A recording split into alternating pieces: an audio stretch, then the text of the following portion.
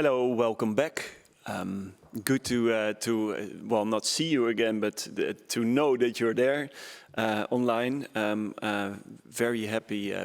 I hope you had a good stretch of your legs, that you didn't check email, or that you did check email, or you find a nice email that you really liked, or you just received a acceptance of a paper.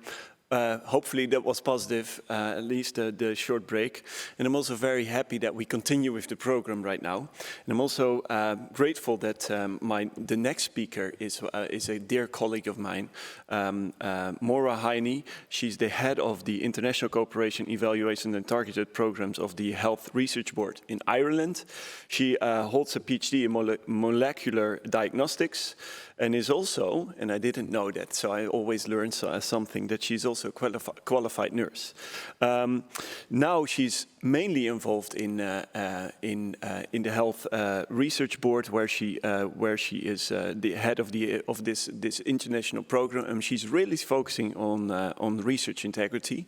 And I think she is one of the leading experts in the field of the research funding organizations and what they can do for research integrity and how they can foster responsible conduct of research. And therefore, I'm also very happy to collaborate with her in the SOPs for Right project, and that's also something that she's going to discuss today.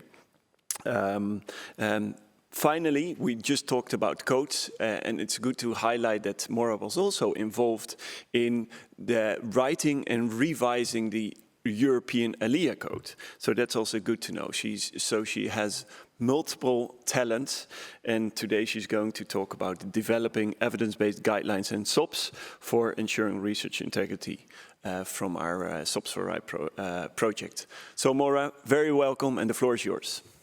Thank you very much, Yuri. Thank you indeed. As I say, I'm a colleague of Yuri's in the SOPs for Right project. And I suppose I'll tell you about that today, but perhaps with a little bit of the funder's hat on, as we go along, you might notice that. So in terms of the context, next slide, please. Yes. For this and many other projects, indeed, that the EU have funded, over the past 20 years, we all know that misconduct in research practices just can't be ignored or couldn't be ignored. There's been many papers talking about reduced quality, research waste, declining trust, and that these things need to be countered. But research performing organizations and research funding organizations have a really crucial role here in promoting a strong research integrity culture and trying to kind of encourage, develop, promote practices that help to improve that culture.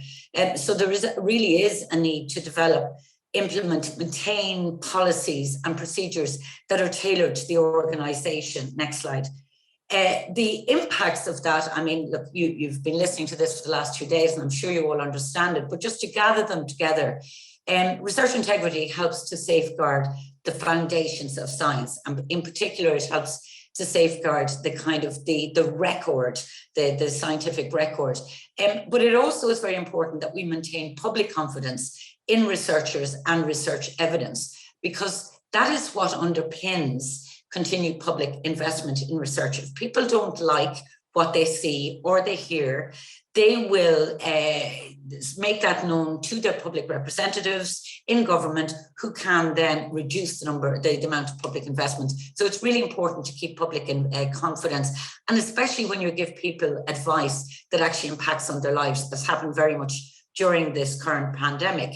But it also protects the reputation and the careers of researchers. And I suppose because we're a health funding agency, we're very concerned about preventing any adverse impacts of poor quality science on patients and on the public, of course.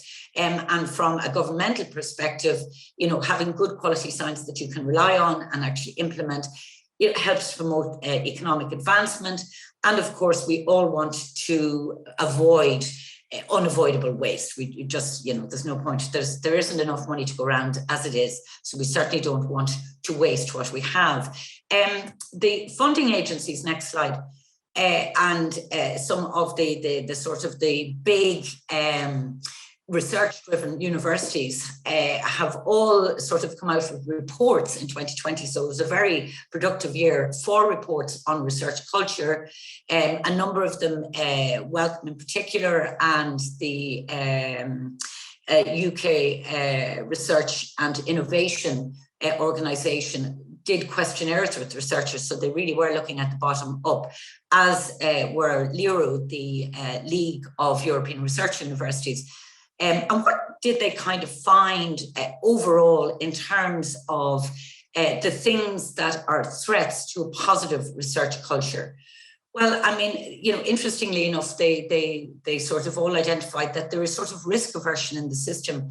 So there's aversion to blue skies research, for example, by funders. There is an aversion in the universities to take risks on something that isn't seen as, you know, the usual.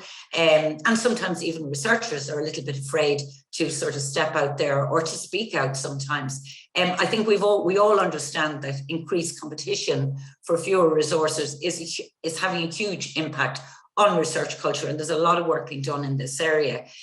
Also in increased metricization. So, you know, over the last 20 years, universities and funders have tended to fall back on bibliometric ratings, if you like, of researchers to make decisions about funding, about recruitment, about promotion. And these things are often, you know, a lot of these metrics weren't actually designed for that purpose. So there's been a big push through the likes of DORA to try and look at different ways, different kind of metrics that we can use to improve how we evaluate people and their projects. But of course, there's a huge, and this was something that was brought up by a lot of researchers, there is a massive lack of job security for a huge population of contract and graduate researchers. They just simply don't know where their next job is coming from. And that can put a massive pressure on people. And universities themselves are becoming very corporatized and, you know, looking more at the bottom line, which doesn't help with trying to develop a research culture that's more inclusive and more expansive and so on. So, you know, this really is a wicked problem that we're facing here. We've got multifactorial influences happening in a resource limited environment, and they're happening right across that environment, from research governance through to promotion and prevention, as I said, you know, about, you know, quality of education, but also of how people are assessed, around how we disseminate. You know, there are lots of debates about transparency, and as I talked about DORA, you know, how people are assessed in terms of the funding they get and the careers. You know, it's very much a winner takes all approach, and just the entire environment. You know, how do we actually improve that? The SOPs for RI, I suppose, has focused to a certain extent on the first of those wicked problems, the governance and the codes of conduct and the guidelines. And Finelli and his colleagues did a very interesting publication in 2015, where they looked at some of what they considered to be the key influences on improving culture, but also preventing misconduct. And what they found was that actually the presence of national and institutional policies and structures to handle misconduct correlated very strongly with low numbers of retractions, because that was the metric they were using. I mean, they also identified situational factors like the career stage and, of course, cash incentives.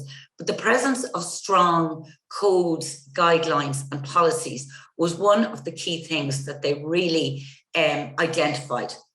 So putting the right codes, policies, and practice in place, we would really hope to be able to influence all domains of the system. And the funders have certainly woken up to this, and there's been a groundswell of activity. Next slide, please. Within the funding community, for example, the National Science Foundation, through their Office of the Director General, the three major funders in Canada have put something in place. The UK have been looking at their own concordats. Wellcome Trust have done a massive amount of work in this area. And in the Netherlands, there's actually been some fantastic work by Zon and Vey, who have funded one of the largest studies ever on research integrity within the Netherlands. So that's been a fantastic thing. So, you know, your EU is also involved in this, and they were motivated back in 2017 to revise the existing European Code of Conduct, which had been written back in 2010, because they wanted to provide a framework for self-regulation by researchers and their institutions. They also wanted a usable and accessible code that could continue to have widespread penetration into national and local codes. So they weren't saying this is the be all and end all. They were saying, here's a framework that we'd like you to use as the basis of your local codes, and then you can add to those as you see fit. The language in the original code was a little bit dense and academic, so they wanted clear and unambiguous language, because essentially we're working in a multilingual system, and the code has now been translated into all of the European languages.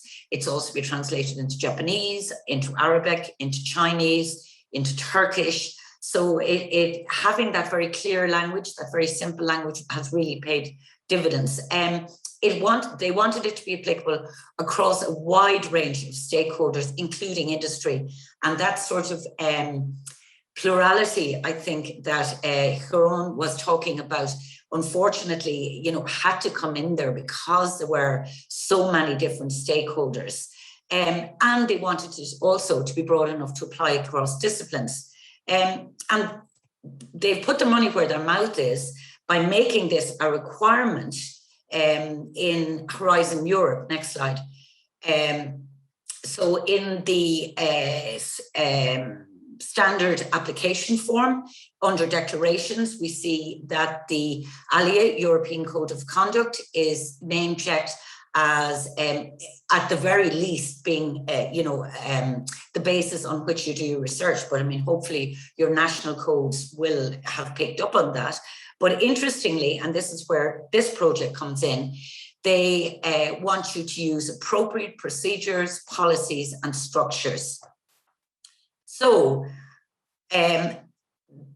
they put in place the standard operating procedures for research integrity, or SOPs for RI project, to develop a toolbox with guidelines because and tools, because they did recognize that there was a lot of fragmentation and inconsistency in the development and implementation of codes and policies for research integrities across Europe, and that there needed to be kind of an evidence-based guidelines to help research performing organizations and indeed research funding organizations. So this project, SOPs for RI, was developed as part of the Science with and for Society program of Horizon 2020. And it's got lots of different partners, as you can see. So what do we work on? Well, how do we understand SOPs? Well, we define topics and subtopics that should be addressed by research performing organizations and research funding organizations in their research integrity promotion plans. And that is an idea that has emerged from this project. And it's sort of along the idea at the same lines as a data management plan. So how do you plan to manage your data? How would you plan to manage ensuring research integrity is embedded and promoted in your project? The toolboxes are free. And what we really wanted to try and identify were good examples of guidelines and SOPs and training tools and so on and so forth. So coming back to the European Code of Conduct, then what this really is trying to do is move sort of the concepts captured within the European Code of Conduct, move them through development of RIPs to responsible conduct research, and hopefully then a change and improvement in research culture. But how do you even go about deciding what should be in a RIP? What are the key topics that funding agencies, research institutions, individual researchers should focus on? Well, in this project, there was these were explored in a very rigorous way through systematic literature reviews, through a number of rounds of Delphi studies, through expert interviews, focus groups and co-creation workshops, and there have been many, many iterations of the various different guidelines. The Delphi study, for example, ranked importance of emerging list of topics for affecting real change in the research community, and the expert interviews then whittled down that list of topics, so what should be addressed at a minimum. And that was also tested in the focus groups and the co-creation workshops, researchers, research managers, funders, to make sure that they actually agreed with these ranked lists, and that the process did result in some topics sort of rising to the top. And also there were some topics that, for various reasons, mainly because they'd actually be very hard to implement because they were quite inspirational or aspirational, getting demoted. The other thing we did was collected good examples or exemplary cases, next slide, of what was being done out in the system in universities for promoting responsible conduct of research. And those have been published in a really nice little Nature commentary last year. And, you know, it captured, for example, the idea of data champions, of open scholarship, of valuing reproducibility, of creating RI coaches, of looking at different ways of assessing researchers, and sort of helping them to progress in their careers, of rewarding instance of collegiality. The University of Copenhagen put in counsellors, have put in really interesting courses and training. And you know, there were some really extensive cross-cutting policies and procedures, but also you've got tailored research policies and procedures tailored to disciplines, for example, as done at the University of Amsterdam. So where does that leave us then with the European Union's requirements? So when you click on that link now in the declaration of the application form, it brings you to the guidelines for promoting research integrity in research performing organizations. So that's a fantastic win for the project. And what do those guidelines actually contain? Next slide. So for the researchers in the research institutions, a final list of 9 key topics emerged as being the most important. And those covered supports, organization and how stuff is organized, and communication. And these were published, as I say, in that Nature commentary in 2020. So let's have a quick look at these. Okay, so first of all, supports. Within that, there are 3 subtopics, and there are some suggested actions. So, for example, in research environment, you know, we would suggest that you would try to ensure fair assessment procedures and try to sort of counter that hyper competitiveness that has crept into the system. In terms of supervising and mentoring, you know, it was very interesting to hear this morning that, you know, supervisors, you don't just sort of know how to supervise once you get a PhD or once you've been supervised yourself. So supervisors themselves really do need to be provided with the skills and the training in order themselves to be good mentors and supervisors. And in terms of integrity training more generally, you know, there are lots of different ways. There's some really interesting and imaginative ways in which training can be provided to people, but you can also provide confidential counselling for all researchers who might be struggling with those sort of pluralities and dilemmas that were very nicely described by Haroun's. So in terms of organisation then, I mean, ethics structures within universities, believe it or not, back 20 years ago, many universities didn't even have a research ethics committee. So it's really about making sure that there are good review procedures in place, but also that those procedures can accommodate these different types of research and different disciplines. In terms of research integrity breaches, people need to understand what the procedures are and how whistleblowers, who are really kind of linchpins in the system when it comes to identifying some of the misconduct, how can they be protected? But also the people accused of misconduct, how can they be protected until you know, there's been a proper investigation and they've either been exonerated or they've actually been found guilty of misconduct. And in terms of data practices, you know, it's all very well to say that everybody should have a data management plan. But actually, you know, certainly from some work that we've done with researchers in Ireland, we found that a lot of them didn't really understand exactly what was meant by a data management plan. And their institutions weren't supporting them that well. So providing training, providing incentives, especially to the institutions, and trying to encourage them to put infrastructures in place that help researchers to create, curate, and share data according to FAIR principles would be really important. In terms of communication, then, of course, this is the dissemination piece, and this is incredibly important for research. You know, we're all collaborating more now. We're collaborating nationally, we're collaborating with our colleagues in our institutions, but we're also collaborating internationally. And I think that people need to kind of make sure that at the beginning of a collaboration, there are sound rules for transparent working put down, and especially if you're working with industry who may have slightly different concepts of what transparency means, for example. So you need to trash all of this out at the beginning of your collaboration so that everybody knows where they stand. Conflicts of interest is a really important one. I mean, you know, within research funding agencies, for example, we would never allow somebody to peer review a paper unless they had actually declared any conflicts of interest. We'd had a good look at them and decided whether or not they were going to bias how that person might review.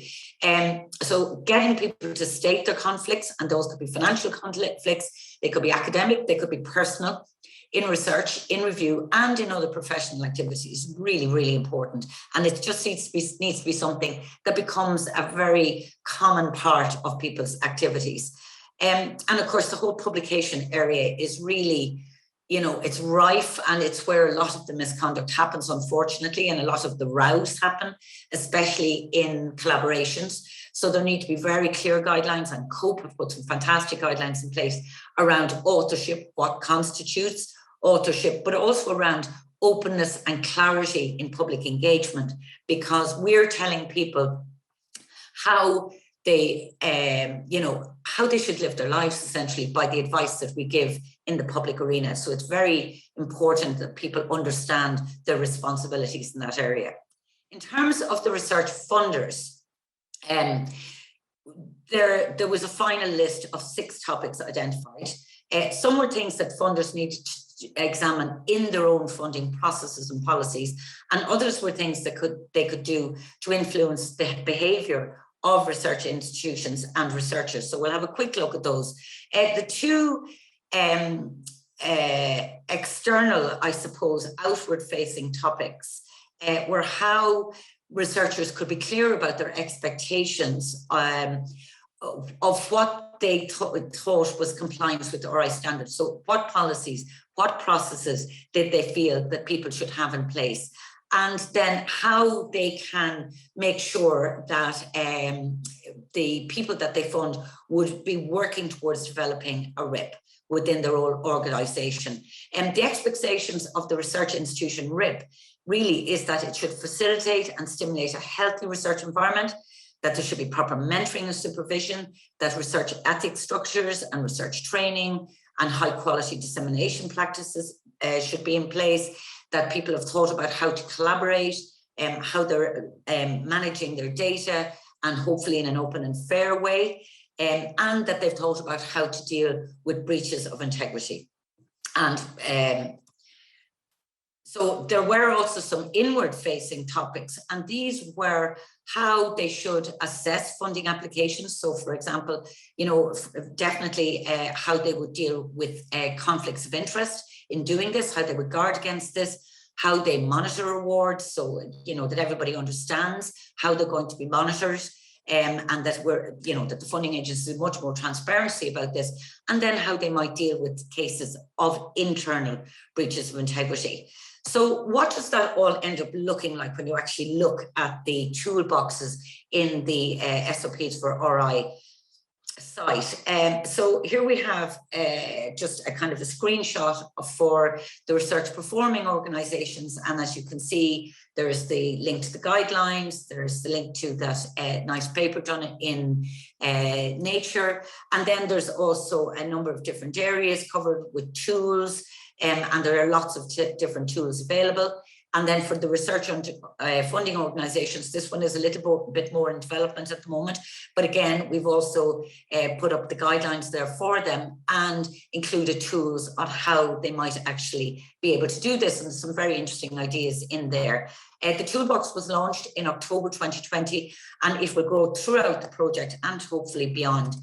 And as I say, there's lots of tools for information there around all sorts of things like data management, grant assessment, supervision, compliance, training, and we're hoping that this will really grow.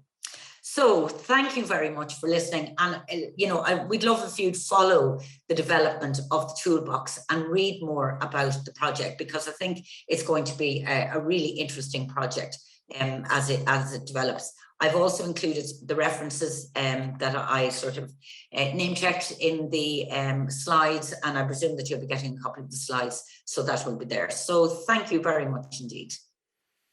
Well, thank you very much, Maura, for this enlightening talk about the SOPs for AI project and about the role research institutes and funders can play in fostering research integrity, and that's exactly the topic of today. So I'm very happy that we can discuss this topic. Of course, I'm also involved in the SOPs for AI project. You talk about a culture, and you gave a beautiful slide about all the problems that science is facing currently, and you talk about a wicked problem. So my first question there was what we were thinking of is, to what extent a funder is responsible for this wicked problem, and what can they do? Well, I'm not sure that the funders can be blamed for the entire wicked problem, to be honest. Yeah. But certainly they're part of the system. I mean, I suppose this is a system-wide problem. It's the funders, it's the institutions, it's governments. It's the way in which money is actually divvied out by governments. And then it's also the research community themselves, because at the end of the day, it is the researchers doing the work, but they're doing it within that broader system. So I think everybody has a part to play, I guess. And from the funders' perspective, I mean, they're in quite a powerful position, because as a friend of mine used to always say, follow the money.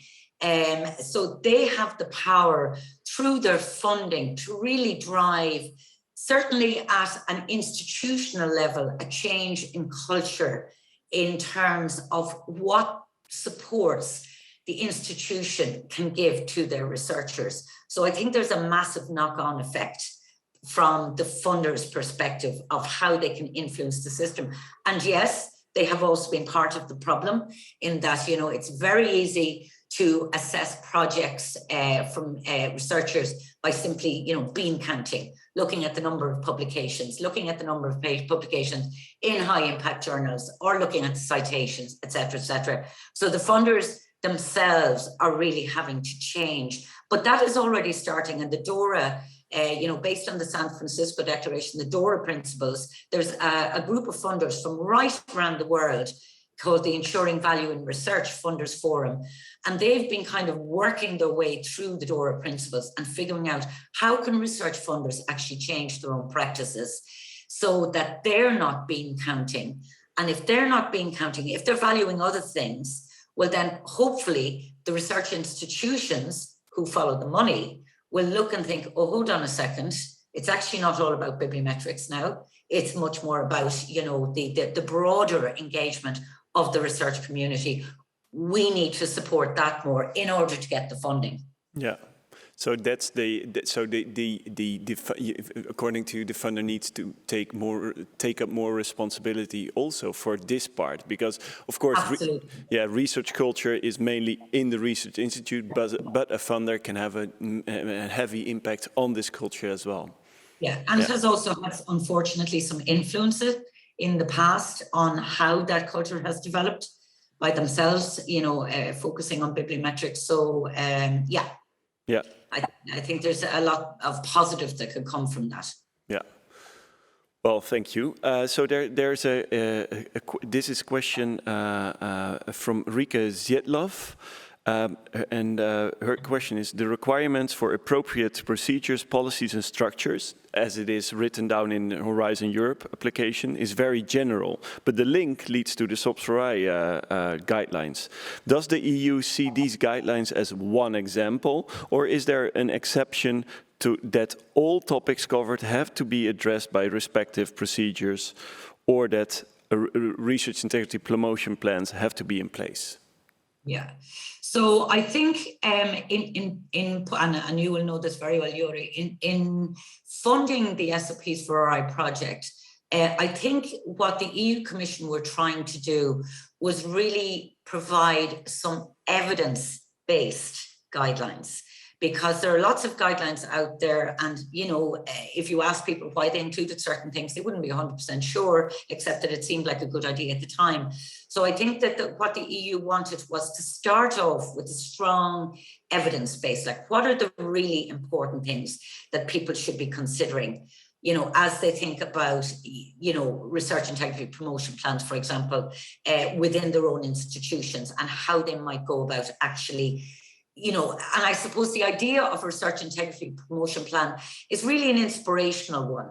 They're not saying you must have a research integrity promotion plan, but what they're saying is, we think it'd be a pretty good idea for you to have one, and at the very least to think about these topics and how you might make improvements in your own institutions. I mean, there are other things that people can do that aren't included in those 9 topics, let's say for institutions, or the 6 topics for the funding agencies. And that's fantastic if people want to go beyond that. I suppose it's the same idea as the European Code of Conduct. That's a framework.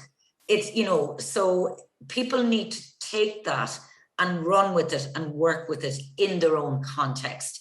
So, the guidelines that are linked to, it's just, here's a really good example of some evidence-based topics that you need to be considering. I think that's their intention in linking to those guidelines. Yeah.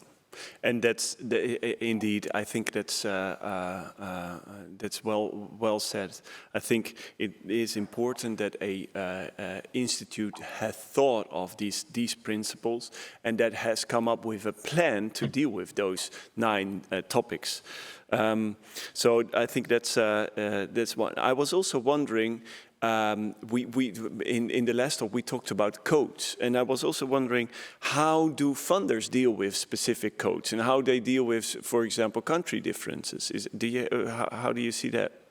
Yeah, I mean, that's very tricky because, as Jeroen pointed out, there are so many codes.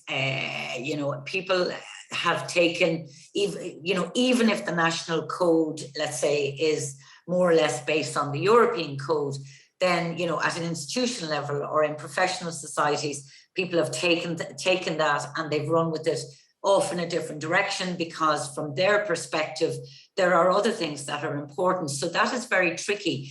But I think for us, what's more important is that you actually have a collaboration agreement in place. And that in that collaboration agreement, you, with your collaborators, agree what kind of standards you're going to adhere to. So you might choose, one country's code and say, look, we're the coordinators, so let's go with the Dutch code. And everybody sort of has to look at that and think, well, okay, yeah, no, we could implement that. That's okay, rather than going with our code. It's the same with law. You have to agree which country law will apply to an international collaboration. So I think it's very much about the collaboration agreement. So I suppose we don't worry too much about the clutter of codes out there, but it's just about agreeing which one everybody's going to actually adhere to. Yeah, thank you very much. I think that's great to have that perspective in mind. That the key responsibility for following these codes may lay with the institutes and the researchers, but that the funder does have this in mind, does take this in mind. The next question is, and that's an interesting one, I'm happy to hear your thoughts about this, from Anne van Veer.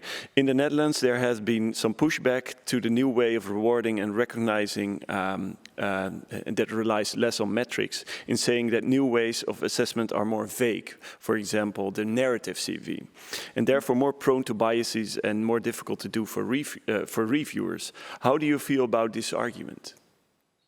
Yeah, this is very interesting because we've introduced narrative CVs into a number of our awards, in particular fellowships, so awards made to individuals. And we've also surveyed our researchers about how they found the narrative CV, you know, how did they find it to actually complete, whether they liked it and whether they would like us to use it again. And I think you know, she's absolutely right in that it is a much more open way of assessing somebody, because in some ways, you're leaving it up to them to choose what are the things that they think are the most important and the most relevant in terms of the research they're proposing to you. So the things that they've done that demonstrate they've been thinking about this. And that can be that's challenging for a researcher to figure out, especially if they're a fairly young researcher. They may not have the experience. I suppose that's where the good mentor comes in, that they can help them to really identify the things that they think, you know, make them worthy, let's say, of receiving funding. For the reviewers, and we did also survey the reviewers, they liked the narrative CV. They did point out to us some areas where it was very woolly altogether, and they really struggled a little bit with it, and we've taken that on board. The one thing that they found, and you know, this isn't necessarily a bad thing, is that it took longer. It took longer to assess somebody based on a narrative CV, and let's say their 5 most relevant publications to that particular project. They actually had to go and read the papers. But you know what? That's not a bad thing. But, you know, I suppose we're at the beginning of this, and I can see why the researchers might push back on this. Let's give it a try, would be my plea to people. Let's see how this works out over the next few years. I think the funders are very conscious that this is a very new way of assessing people. We want to make it fair. We want to make it as fair as possible. It's interesting that she feels that there are more biases being introduced through this. That's something we'll certainly be watching very carefully. And we will be assessing and evaluating how this goes as we go along and making tweaks, you know, to try and make it better and fairer. But I think ultimately, look, we've got to move away from bean counting. Yeah. We've just got to move away from it. You know, and if anybody can come up with another idea for how we can move away from this, we're happy to give that a try as well. Yeah, so, but I think the nuanced way, the middle ground would also be, because bean counting, of course, as a primary measure is bad, is considered bad. But I can imagine that we need a middle ground, that you both look at the publications, of course, but that you also look at the narrative CV, that you also look at other factors like collaborative skills, soft skills, interactive skills, I mean, leadership, so many other factors that play an important role in promotion and tenure, but also in funding decisions. Yeah, absolutely. And I mean, the thing is that we haven't abandoned entirely the publication, because, you know, publication is how you get the information out there. It's how you tell other people about what you're doing. So we haven't abandoned publications, but what we do not want is the long list of, you know, 60 publications with the impact factor in brackets after them and that kind of thing. We want people to choose. Tell us about the publications that you think demonstrate, I suppose, outputs that are most relevant to the research that you're proposing now. Yeah. But we still want to hear about the publications. It's not just a narrative CV. So it is trying to get that middle ground. And maybe, you know, maybe we need to go from 5 publications to 10, but no more than that. Yeah. Okay, thank you very much for these thoughts. Next question, and you briefly alluded to this, the perspective of early career researchers. An anonymous question: do you have any suggestions on how to promote increased focus on RI topics in one's own institution? For example, I share the SOPs for RI project among the research center director. Good job, great job, but advocacy is difficult, especially being a junior scholar. Yeah, absolutely. You know, and I think that's certainly been my experience in Ireland, that the universities that have really kind of run ahead with good research integrity policies, practices, training, and so on, and really kind of valuing people, are those where there was a senior champion. There was really sort of bringing it to table at a management level in the institution. I completely agree. If you're a junior researcher trying to advocate for something like this in a university, it's much, much harder because it may be hard for you to be heard. I think there, if she could identify, or he, sorry, it was anonymous, he or she, could identify one or two more senior researchers that they could get on board as advocates in the system to be champions on at the management level, I think that would really help their case. But you know, sometimes the groundswell can also bring change. So I would love to see them continuing to advocate even among their own peers in the university system. So you say, just don't give up. Don't give up. No. Please don't. Exactly. One final question, and then we go to the next speaker. First, a round of applause, and then the next speaker. I was wondering, are funders waiting for extra work? I mean, they have to do extra. Maybe they have to create extra guidelines, have to implement extra guidelines, have to focus more on research integrity, and I can imagine that. It was also a good position that they just hand over the money. They had these specific structures, and now we ask them to do more. What is your how do you see that? Yeah, we are being asked to do more, that's for sure. But we've already been doing more for a number of years, you know, so there are some very good examples of things that research funders are doing. You know, I think it's too easy to say that, we just hand over the money. We've been monitoring and evaluating our funding expenditure for many years. And because public funders are very conscious that this is public money and that we need to safeguard that, and we don't want to see it wasted. So, you know, you're pushing an open door when you talk to funders about things like research integrity and research evaluation and research assessment, because they're always interested in wanting to improve their processes. And if that means more work, well, then so be it. It means more work. I don't think that's something that is ever going to be an impediment to changes in practice in the funding organisation community. Okay. Well, thank you very much, Maura, for these encouraging words. Please, to the audience, a warm round of applause for you. Thank you so much for giving this very interesting talk. Yeah, well, there's some applause here as well, so that's great to hear. Thanks again, and please stay tuned for the rest of the day. And I'll see you back in the panel discussion that we have at the end of the day. Thanks, Yuri. Bye. Okay. Thank you. So then I'm also happy to announce the next speaker. She's here online, alive, and that's Natalie Evans. She's an assistant professor at the Department of Ethics, Law and Humanities at the Amsterdam University Medical Center. She did her PhD in end-of-life care, and she is very involved in that piece, both in England but also in the Netherlands. And she is also highly involved in research integrity. She's almost leading two different research integrity Horizon 2020 projects, namely the Entire and Virtue.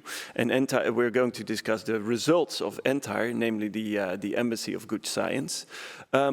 She has been, of course, we often spoke about Brexit and therefore, well, she is British, that's what I found out. But when the Brexit tragedy was happening, she was also very fond that part of her was also Irish. So she felt really European. So I'm very happy that you're here today to talk about the embassy. It's so much work going on in the embassy. It's live, it's really developing, and it's very interesting times for the embassy. So I'm very happy to hear your talk. Thank you, Yuri. And I think I should also thank my mother for her Irishness now. So thank you very much. I'm super happy to be here today to talk to you about the Embassy of Good Science. So for those of you who don't know, the Embassy of Good Science is a platform that brings together information about research, integrity, and ethics, and makes it understandable and accessible, mostly for researchers. So why do we need a platform like this? Well, we need such a platform because we, as researchers, want to conduct high-quality research and achieve good and relevant results. But the normative framework around research ethics and integrity is constantly evolving. It's sometimes difficult to keep up. New technologies and increasingly complex methods, pressure to publish and obtain grants, an increasing focus on stakeholder-driven research make the research environment increasingly complex, and it's difficult sometimes to find the right rules and the right tools to conduct good science. And whilst there's lots of organizations, associations, and projects that are producing information about research integrity and ethics, it's not always easily findable, understandable, or even attractive for researchers. So we, as a group of mostly researchers, received funding from the European Commission to create this platform that might change this situation, one that brings together information and makes it easily findable for researchers, so researchers can find information that they need at the time that they need it. They can find the right tools, the right rules, and also they can share experiences. The platform is developed by a European consortium in consultation with people from all over Europe. But its reach is global. It's a wiki platform, so people can add material from all over the world.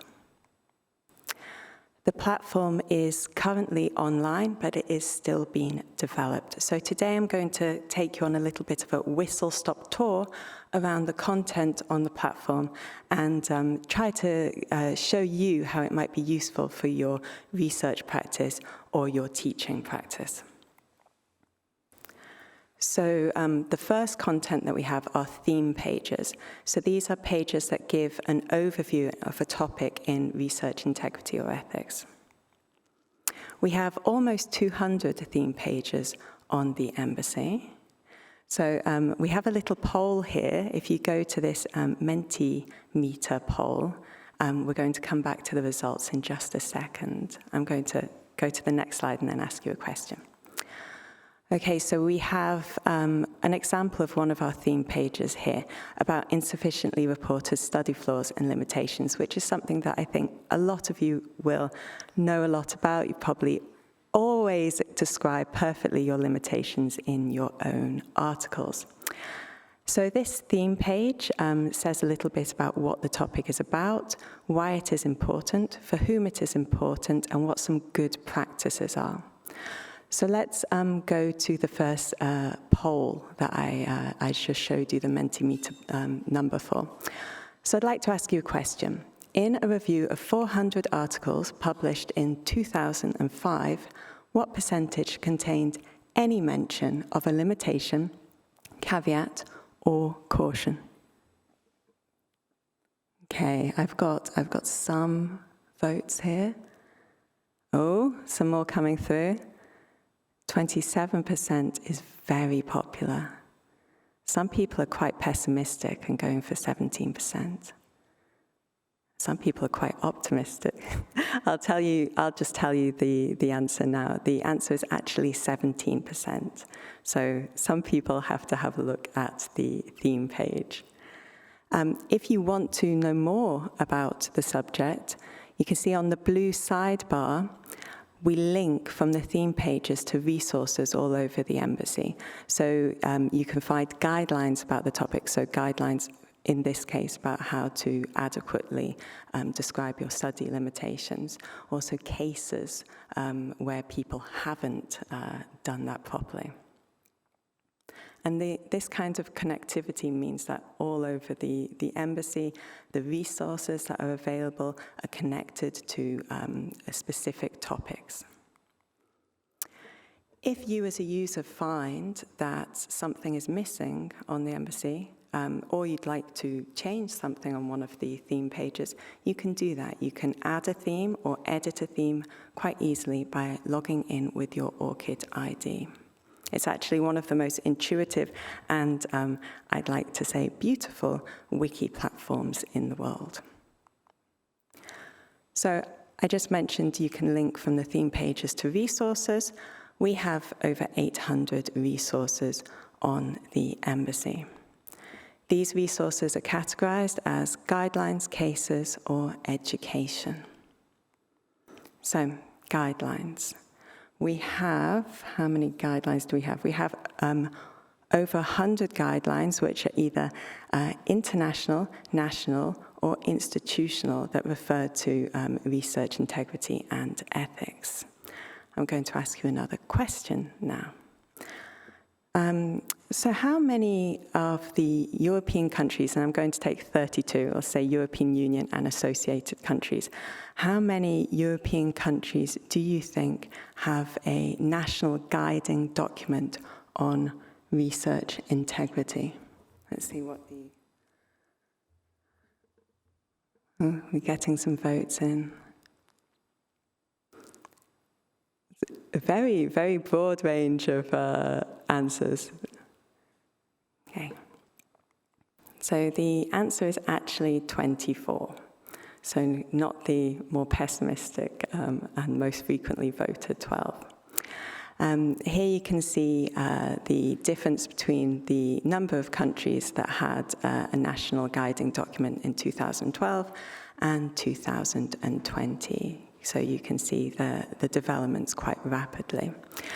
And all of these documents are available on the embassy with short English language summaries to describe their content. This is really important because these documents are not always available in English, and this means that the content of them is more available on a European level.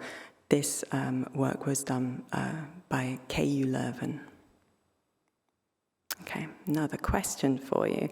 We also have collected codes or guidance on how to conduct research that have been produced by 200, well, we've searched 245 learned societies that focus on one discipline or one research domain.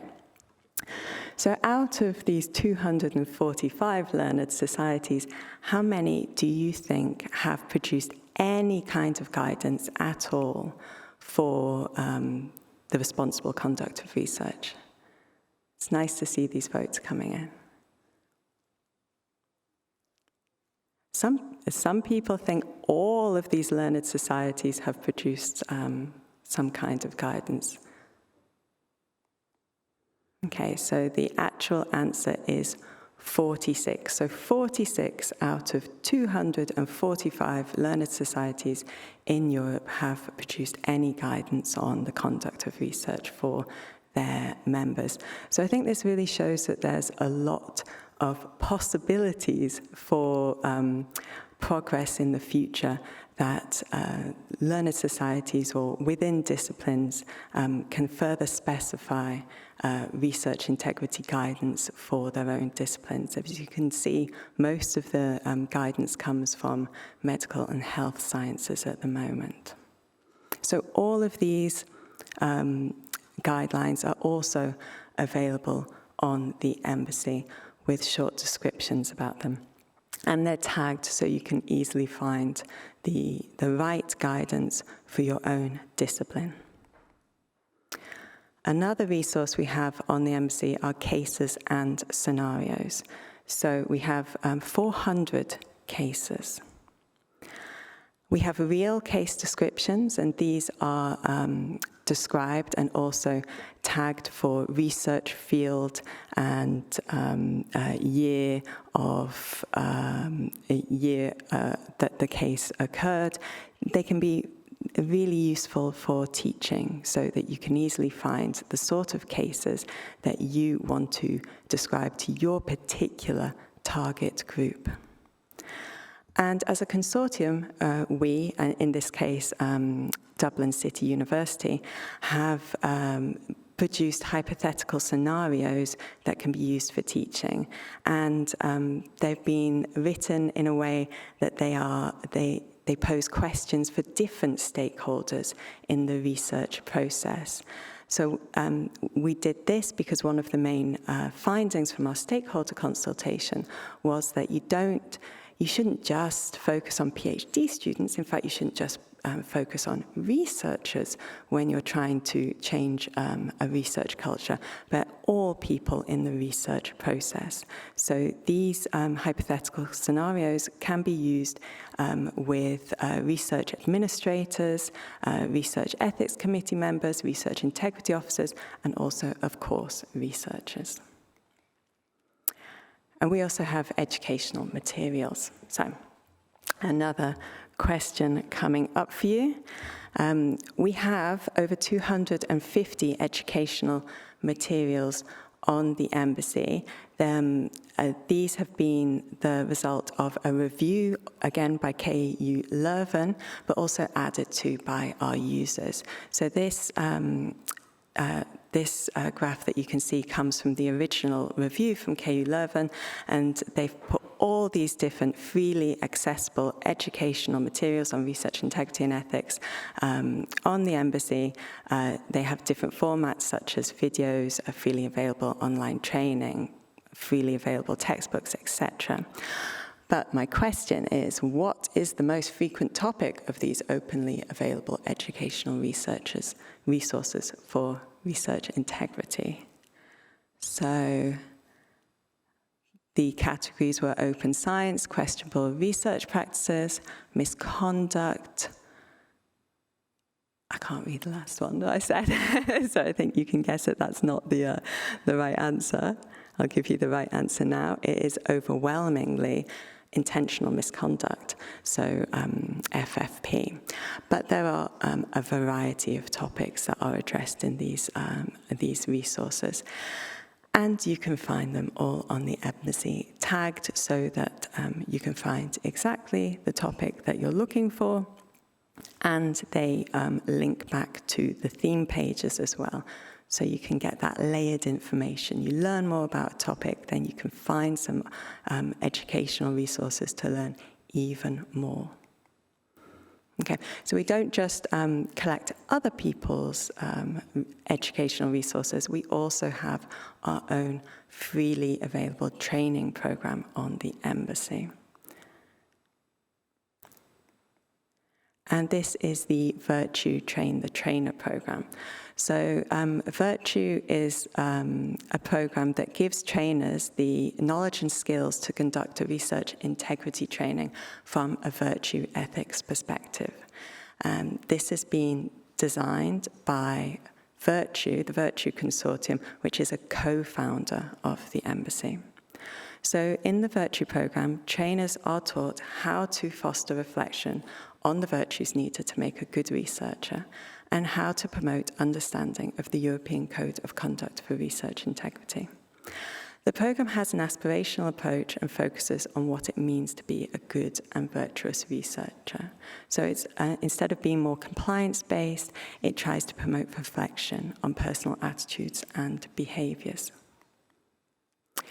So what does the program actually look like? Well, it's not so much a rigid program, more a toolbox of materials that can be used in their entirety or separately.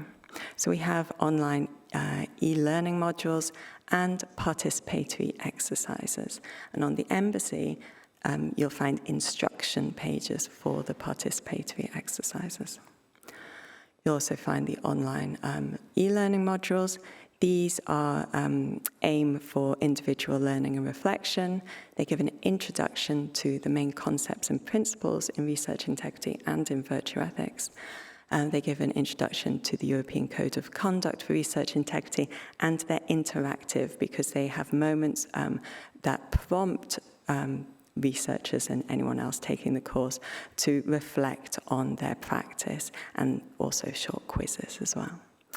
And any preparation for the course is also available on the embassy in the theme pages and instructions and videos. So in terms of the online modules, we have these series of modules which are split into smaller modules which are only about 10 minutes long maximum, so they can easily be fit into other courses. So the first series is Introduction to Research Integrity. The second is Introduction of Virtue Ethics to Research Integrity. Virtue Ethics under Current Research Conditions.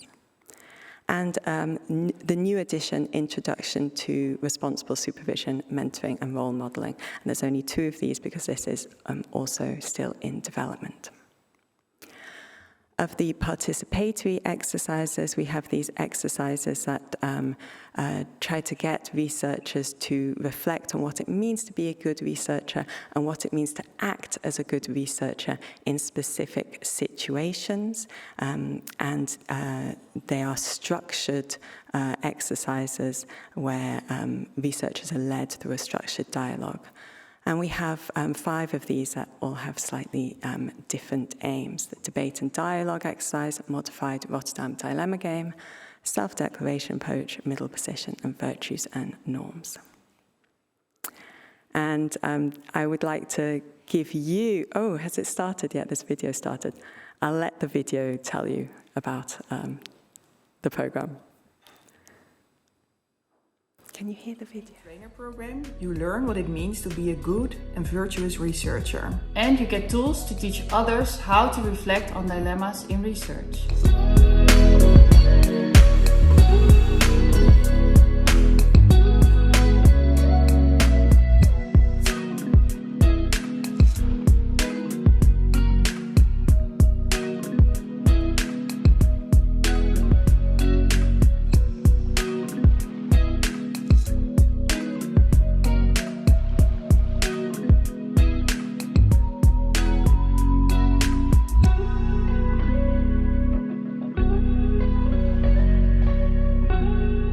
Face-to-face exercises, you develop your teaching skills through interactive and reflective group activities.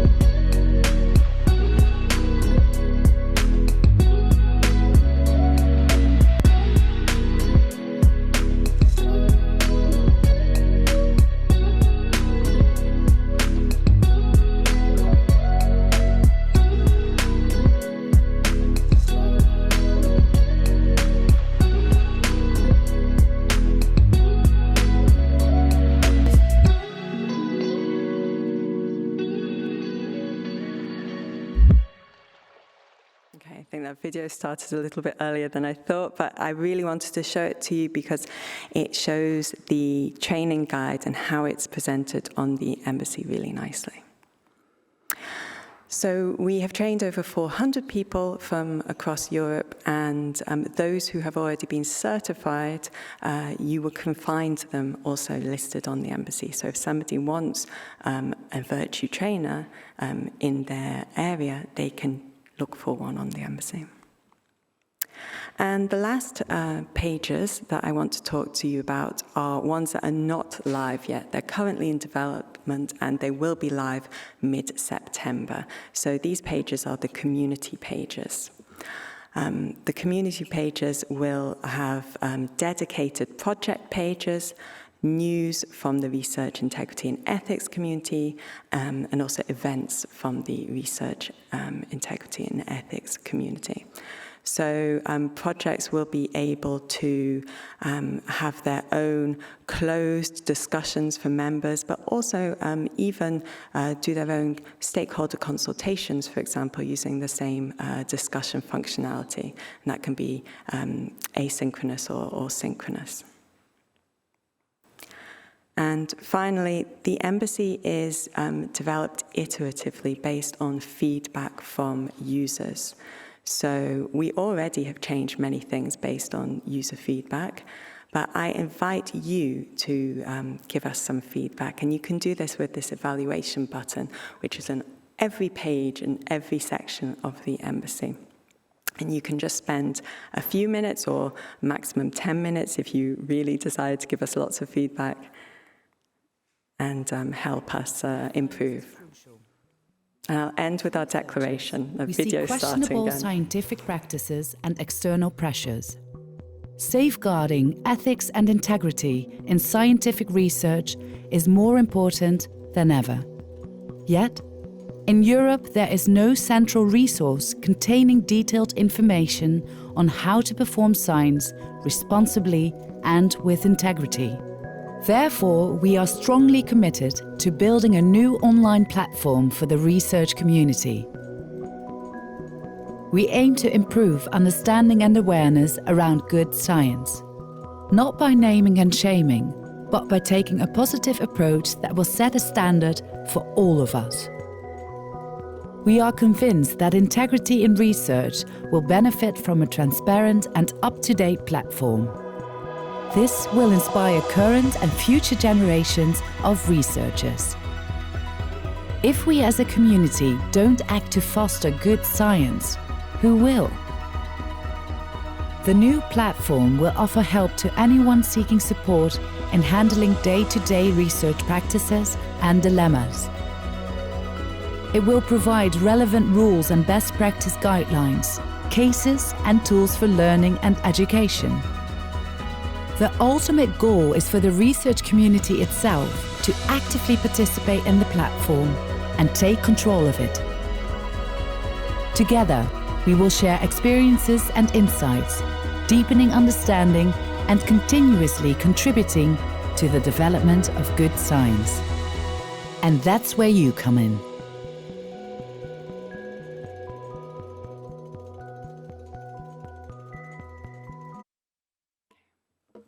Thank you. Well, thank you very much, Natalie, for this presentation about the embassy. And I'm overwhelmed by so many different features that the embassy has, and also so many different goals.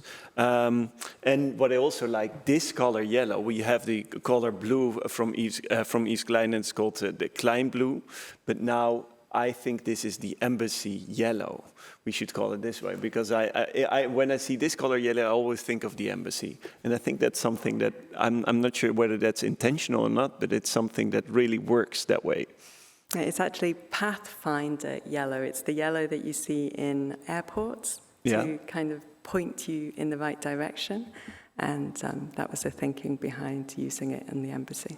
Okay, there's even, that's everything is well thought. Everything is thought out.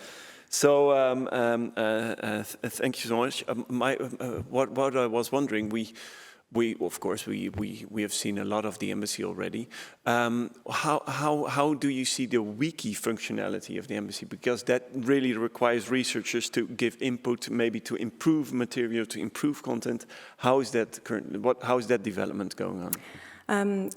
Well, we're very happy with the interface of the wiki, because it's one of the easiest in the world. If you try to add something to Wikipedia, you'll know that you have to do all sorts of wiki language typing, so it makes it difficult. We've made it very easy for researchers to just log in with their ORCID ID and just fill in different fields.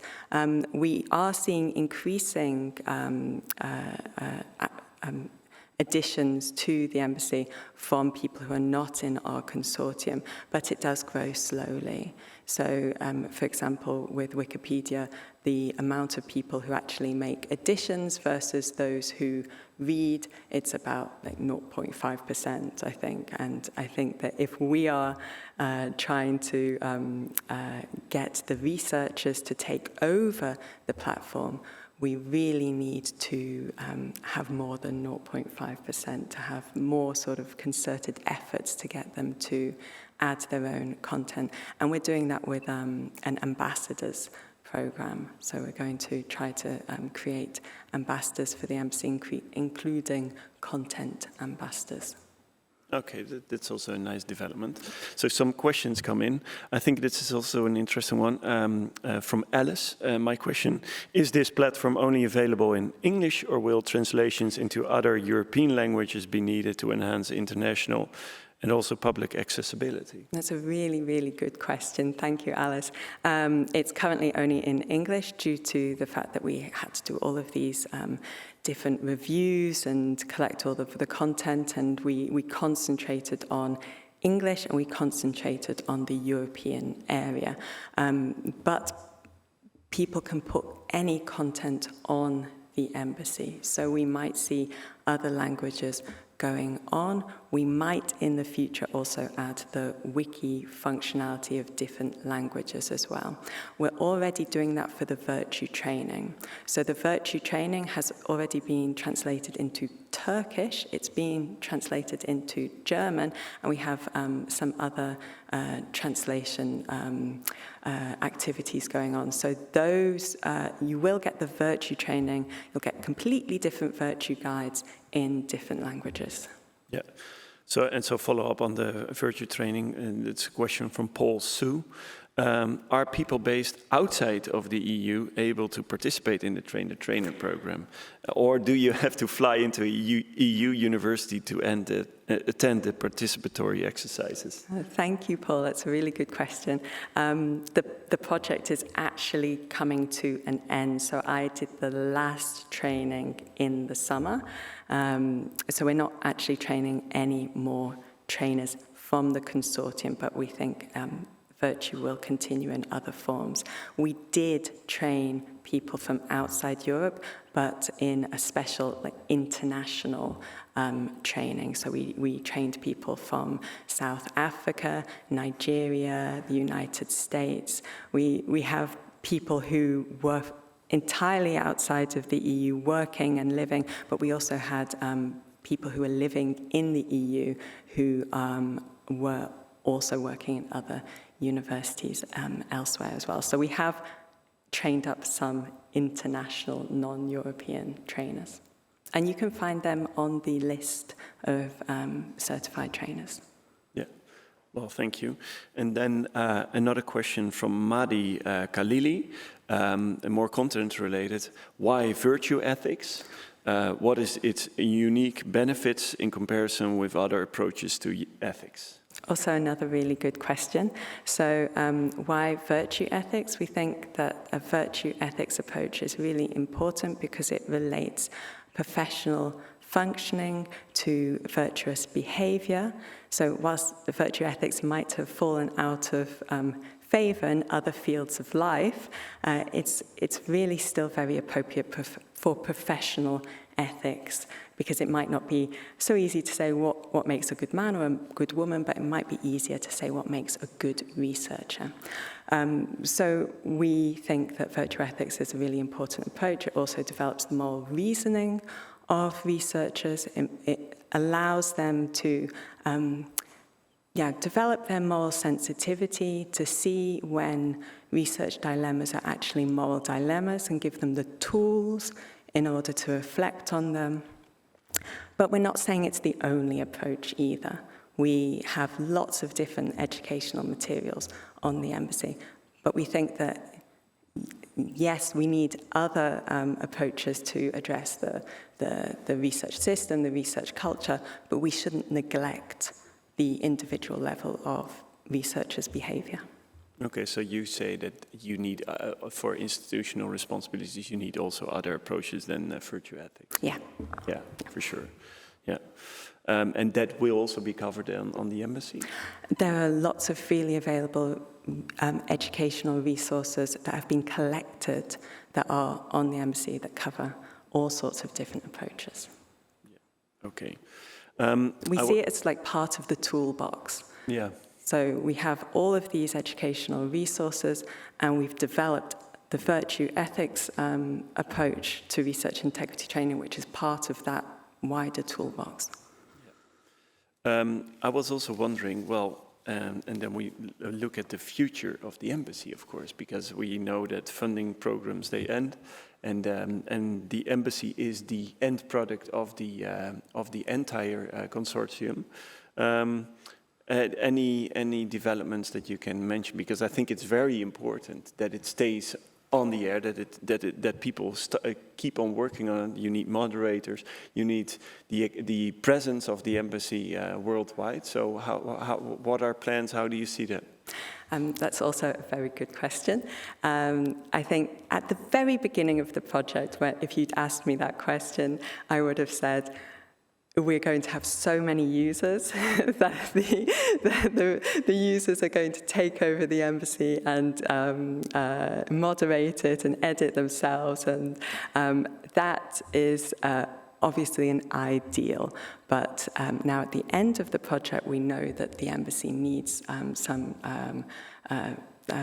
stewardship, and that stewardship is coming from the Embassy Foundation. So we've developed an Embassy Foundation, which has a managing board and an executive board. You had Maura previously speaking before me. She's a member of the managing board, and they will direct the future development of the embassy and take care of things like not personally, but they will make sure that moderation and content development happens. Yeah, and I also thought that's from the Horizon Europe perspective, that the embassy is mentioned in several calls as well. Yeah, so exactly. I think the uptake of the embassy and the continuation of the embassy in collaboration with other future projects is also, to a certain extent, guaranteed, and I think that's also a great development to see that, because that makes the embassy keep on being visible and keep in the minds of researchers and future projects. Yeah, you're absolutely right. I mean, this is a platform that was desired by the European Commission. They put the call out to develop it, and I think it shows their commitment to the platform that they have asked future projects to collaborate with it as well. Yeah, and I think that's also a very good development, yes. An anonymous question then. How have the qualitative research fields been included in forming the platform and the resources on it? That's a good question. So the stakeholder consultation was, I led the stakeholder consultation. So we made sure we did purposive sampling of the different research process stakeholders, including people that came from qualitative research fields. And I must admit that the resources such as the guidelines and maybe the educational resources, the more qualitative fields are slightly neglected in those, but that is not for want of trying to find those resources. It's for the fact that there are less of them developed, and that's certainly something that should be developed in the future. Just recently, the European Association of Sociology and Anthropology published their guidance. One of the few learned societies that have produced any guidance for their own researchers, and we are putting that on the embassy as well. So if we find it, we put it on. Yeah. But if you come from a qualitative field, go out there and make your resources and highlight them on the embassy, and you can put them on yourself. And there, a very interesting question from a person that's also here. So she has a presence online, but she's also here in the audience, which is great. And she sent me a question from Mariette van der Hoven, one of the earlier speakers. And I think it's a follow-up question on the ambitions of the embassy. And I think it's interesting. The question is, can it accommodate for more than the features that you already have built in the website? for example, organizing events such as this, or events for stakeholders, or maybe meetings? What are the possibilities? I mean, the possibilities are numerous. So you can, I'm going to look over here. So many things can be developed on the embassy. So we have, obviously, the embassy is a wiki. So it's developed on semantic media, and that is a little bit more rigid for its possibilities. But the community section is being developed on discourse, which is more flexible, and you can add things like conferencing or shared documents, etc. But that would need additional money, and it would need a we need to see a need from the research community and funding to be there to further develop it. So if the need is there and the funding is there, there are actually there's a lot more we could do. Yeah, so that would also foster lively discussions between stakeholders, and yeah, I can see that. So that functionality is numerous, and you already addressed some of them, but I think there are more possibilities to spark this debate or to spark communication. So very happy to discuss the embassy here today. I see that we run out of questions, and I think I'm also looking at the technician. If we already can start with the short pitches, then we have, because they are we have a very tight schedule there. So maybe we can already start with the pitches. Okay, so that is a go. So therefore, I would really like to thank you very much. It was a great overview of all the functionalities of the embassy, and it really helps us to refresh our minds about all the possibilities. And please, and that's something for the others, please visit the embassy, have a look around, see what's all there, because there's so much to find there that's actually useful for your practice. And if you find something, and if you have any suggestions or additions, you can always go there to send these suggestions. So thank you very much. Thank you. Thanks for the opportunity to be here. Okay. So it's always great to run a little bit ahead of schedule, and we have and it is a nice format that we have. We have made a call for proposals about 2 months ago that people can send in their proposal for a short pitch here on this summer seminar, and I really like that specific approach, because that's for young early career researchers or late career research, for everybody to show something about what's currently going on and give us a glimpse of what they're actually working on. We were quite strict in giving the rules about these presentations. We said, well, maximum 5 slides, and you have 5 minutes. So it is a fast fast sharing of knowledge, and therefore I would like to welcome as a first pitch Delwan Franzen. He is online available here, and she will talk about research integrity practice at university medical centers. A postdoctoral researcher from the Quest Center for Transforming Biomedical Research in Berlin. So the floor is yours, Delwan. Great, thank you very much, and I'm very happy to be here. Can you see my slides? Yes. Yes, fantastic. So yeah, thank you very much for having me. So today I'm going to present work from on behalf of the Responsible Metrics team at Quest. So you can see them here. So I'm going to talk about our work on a dashboard for clinical research transparency at university medical centers in Germany.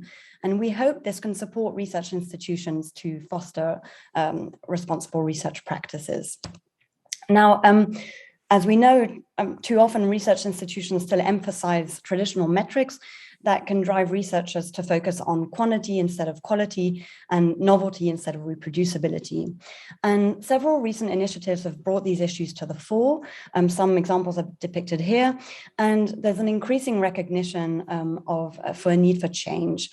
But that having been said, institutions do face barriers in implementing new metrics, and it can be difficult to implement change without information on baseline performance. So we focused our project at the level of university medical centers, or UMCs, which are an important stakeholder in biomedical research with the leverage to foster research integrity. Now, specifically, we address the question, how prevalent are responsible research practices at UMCs, and where's there room for improvement? So what did we do? We did a status quo analysis of current trial registration and reporting practices at 35 UMCs in Germany. Now, so it's really focusing on registration and reporting of clinical trials. And we combined manual and automated methods to extract this data from trial registries and publications. And we then put it all together into a UMC dashboard for clinical research transparency. And so this dashboard is really used to communicate these baseline assessments with UMCs and hopefully support their efforts to foster responsible research practices.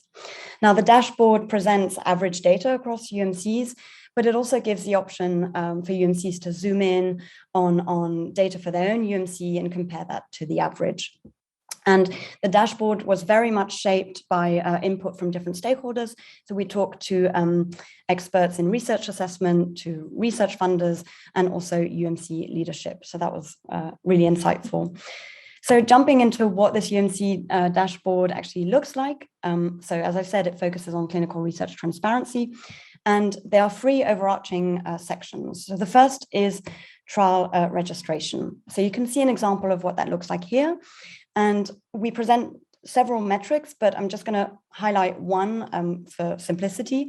So that's prospective registration. So what you can see in this highlighted graph is the number of trials in our sample that were prospectively registered. So registered before the enrollment of the first patient.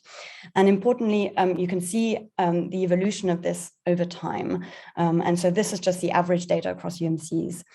In the second section, we focus on trial reporting. So of course, a fast dissemination of trial results is really crucial in making the evidence gained in those trials openly available. And so what you can see here, for example, is the reporting rate of trials in our sample within 2 years after trial completion.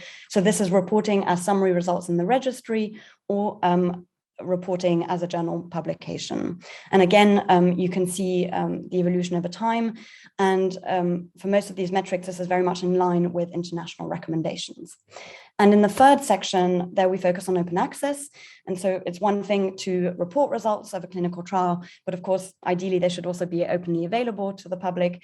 And so here we show for those trials that reported results as a journal publication, how many are open access. And once more, you can see this progression over time. So that's a quick sneak peek into the dashboard. So why do we think this is useful? Now, several reasons. So first, we hope this can help raise awareness of responsible research practices at the institutional level. And in that sense, having these baseline assessments can be very helpful in initiating a discussion. Now, we hope it can also support research institutions in monitoring how they're performing with respect to funder mandates, but also their own institutional policy. Now, we also talked about this in previous talks. So we hope it can support efforts to integrate responsible research practices into research assessment and move away from bibliometric and other bibliometric indicators. And of course, it highlights where there's room for change. And following from that, it can help inform the development of interventions to increase the adoption of responsible research practices.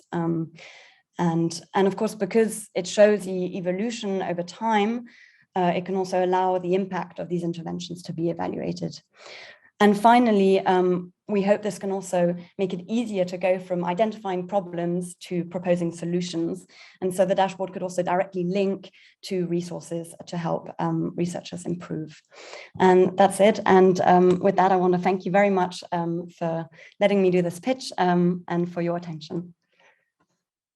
Well, That wonderful, Delwyn. That was a great presentation within the time, but also very interesting work. To be honest, I'm really impressed with all the things that you already have discovered, and that you also look at this timeline. And since one of the short pitches is not here, I would allow myself to ask you a question about this beautiful research. So, you really looked at the German situation. Can you say something about the differences between Germany and other countries?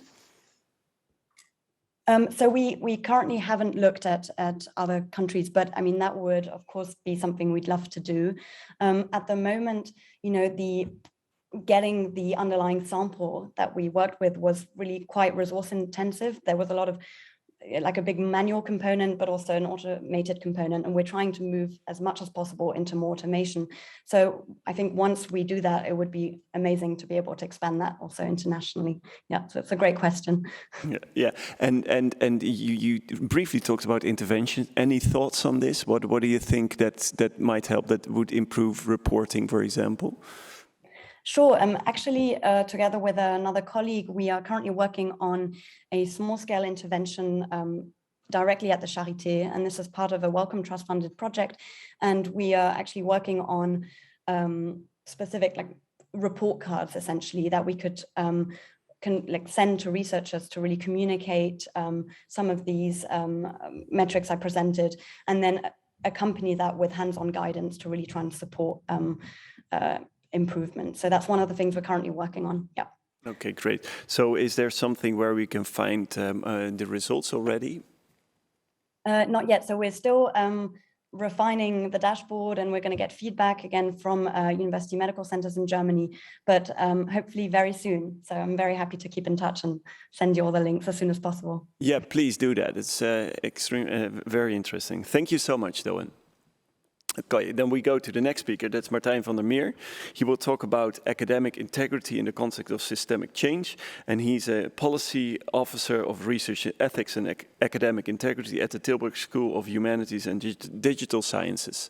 So welcome, Martijn, and the floor is yours. 5 minutes and counting. So can you all hear me? Just to check? Yeah. Okay, there we go. I don't have slides, so I will just go ahead. Dutch science is in the middle of a Janus-phased restoration process intended to improve the quality of research and higher education in its broadest sense. And I want to use this time to slightly exaggerate, but primarily reflect on the two extremes of these reformative activities. On one side, we can find a strong emphasis on individual behavior as the starting point for collective change and a better research culture. Here, flag bearers on academic integrity, moral character, proper statistical skills, and an individual relationship with the truth. As long as every individual researcher does good, collective goodness will be the result. On the other side, there seems to be a strong emphasis on the systemic, socio-cultural, and structural aspects of science as an institution. By managing the collective of researchers, individuals do good. From this perspective, academia can only be repaired by countering new public management in university politics with more public funding, or by incentivizing social impact instead of publications in very prestigious journals. We thus have a cliched political tension. Both sides have opposing views on how structural change starts either at the individual or the systemic level, and subsequently whether research quality should be improved bottom up or top down. Let me illustrate the difference. System folks might argue that academic integrity programs reduce systemic problems to individual behavior, not their lack of moral character, but the current practice of rewarding and incentivizing pressures researchers into academic misconduct. It is thus too naive to assume, these critics might argue, that educating early career researchers into the normative framework of academia fixes science. Instead, only policy reforms that improve academic culture can provide an effective solution. Recently, both approaches are turning discourse into practice. After all, both academic integrity trainings and systemic policies reforms are at the same time being implemented at most Dutch universities and medical centers. Even though both sides appear to have similar goals, the coexistence of their reformative activities creates real practical complications and conceptual confusion. What if, for example, young researchers are socialized with the norms and rules involved in academic publishing, while the practice of solely publishing in formal journals itself is problematized in new recognition and rewards policies? It is confusing, if not impossible, to learn to play a game in a supposedly proper way, while the rules of these games are changing themselves. I only have time to address some questions that result from this realization. One, how are conceptualizations of academic integrity affected by policies that change the institutional realities of doing research? And is this temporary? And two, and if systemic modifications indeed confuse earlier normative frameworks on being a good scientist, how should scientists do good in the context of this transition? I think that these slightly, admittedly, rhetorical questions can only be answered if we approach recent academic reform or the whole spectrum as political, in the sense that it requires negotiating collective and individual interest, and if we admit that academic integrity and research culture co-construct each other. From such a viewpoint, academic integrity training should provide the context in which individual researchers are empowered, and I realized that I used a similar conceptualization of Mariette van der Hoven, to develop their moral compass required to respond, but also contribute to the collective change that already takes place in the transition to open science. Thank you. Wow, thank you so much, Martijn, for this elucidating talk. I really like the enthusiasm that you display here, and I also like the lack of slides. I mean, it's always cool that we really have to listen to you, and there's nothing else what we can do except for listening to you. So I really we have some time, and the third speaker from the pitches is unfortunately not here. So we have time for one or two questions. If there's no question from the audience or from the in the chat, I will have a first question. So you say that there is need for reform. How would you concretely shape this reform at your university, because you are the policy officer there? When you were the dean or the rector of your university, what would you do first? What would be your first intervention, your second intervention, and your third intervention? So there is a lot of work to be done, and my point is primarily that all these kind of reformative activities are already taking place at the same time. So what I'm, for example, struggling with, and I also work for the Utrecht Open Science Program, for example, and in Tilburg as a policy officer, mainly focusing on research ethics. I really struggle with these both sides, these both approaches to, on the one hand, fostering academic integrity at the individual level and organizing trainings and so forth, and on the other hand, really trying to intervene in the context, the research culture that sort of seems to also guide conduct on an individual level. So it is a bit of a cliche answer, but I think it's really about negotiating these two perspectives. So yeah, what I concretely do, that's not necessarily up to me at my stage, at least. But I see that it's really the I think. Well, if you close your eyes and you are the rector of your university. Well, I would do whatever is possible to really reconnect science and society, to also use another cliche, and to break down the walls that are creating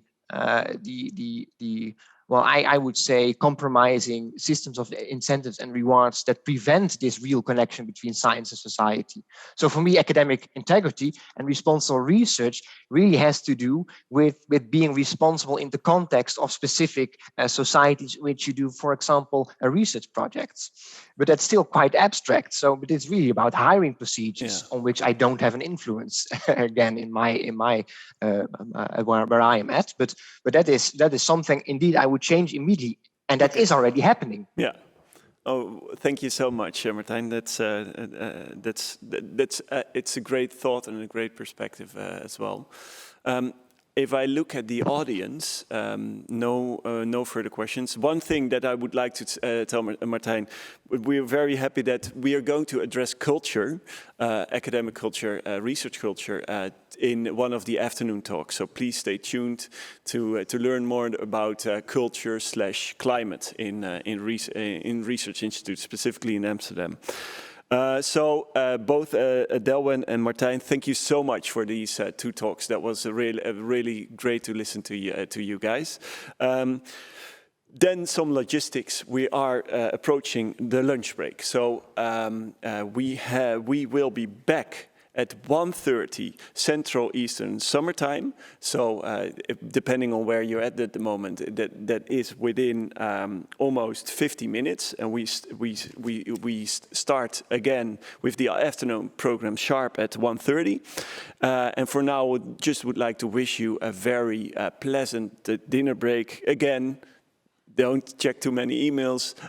Go outside, have a walk, have a good lunch, have a nice live conversation, and we see each other back at 1:30. Thank you.